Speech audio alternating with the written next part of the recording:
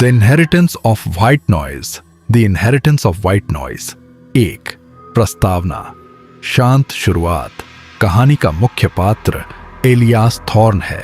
वह एक तर्कवादी वकील है जिसे विरासत में उसकी बुआ मार्था का पुराना विक्टोरियन बंगला मिला है। ये घर वॉशिंगटन के एक सुनसान समुद्री किनारे पर स्थित है। एलियास के लिए यह घर केवल एक संपत्ति थी, लेकिन घर के लिए एलियास एक शिकार था। तो घटना रात के 3:14 बजे। डर की शुरुआत एक समय से होती है।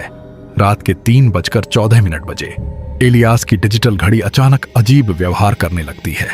घड़ी के नंबर टूटने लगते हैं और पूरे घर में एक अजीब सी स्टैटिक सफेद शोर या झिरझिरी आवाज गूंजने लगती है, जैसे पुराने टीवी का सिग्नल चला गया हो। यह आवाज केवल कानों में नहीं, बल्कि एलियास की हड्डियों तक में महसूस होती थी। 3। वास्तविकता का धुंधलापन। जैसे जैसे दिन बीतते हैं, घर का व्यवहार बदलने लगता है।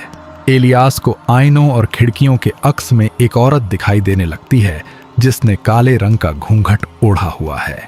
डरावनी बात यह थी कि उस औरत का कोई चेहरा नहीं था। चेहरे की जगह केवल घूमता हुआ धूसर स्टैटिक वॉर्टेक्स था। 4। चरम सीमा। प्रतिस्थापन। The displacement. अंततः एलियास को समझ आता है कि यह आत्मा उसे मारना नहीं चाहती, बल्कि उसकी जगह लेना चाहती है। एक रात जब वह पुस्तकालय के बड़े आईने के सामने खड़ा होता है, तो आईने के अंदर वाला अक्स खुद ब खुद हिलने लगता है। वह साया आईने से बाहर हाथ निकालता है और एलियास को अंदर खींचने लगता है। एलियास का शरीर धीरे धीरे धुंधले पिक्सल्स और शोर में बदलने लगता है। 5। अंत।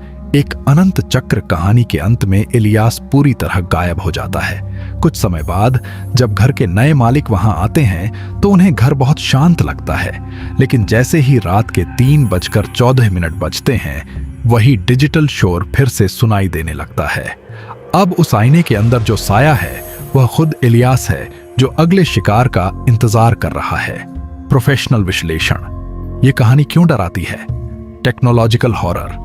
ये कहानी पुराने जमाने के भूतों के बजाय आधुनिक तकनीक, डिजिटल घड़ी, व्हाइट नॉइज का इस्तेमाल करती है, जिससे यह आज के दौर में ज्यादा वास्तविक लगती है।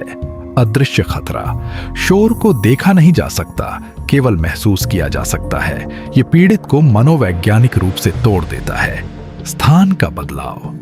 घर का मालिक बदलना तो सामान्य है, लेकिन यहां अधिग्रहण घर का नहीं, बल्कि इंसान की पहचान का होता है।